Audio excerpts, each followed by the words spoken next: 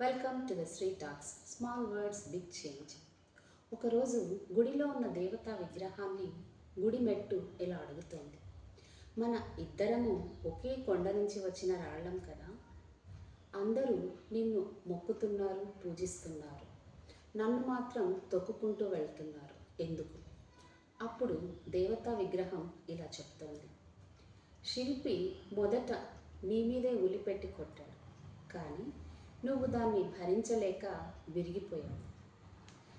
నేను ఎన్నో వందల వేల దెబ్బల్ని ఓర్పుతో భరించి ఇలా దేవతా విగ్రహంలా తయారయ్యాను, అందరి చేత పూజించబడుతున్నాను.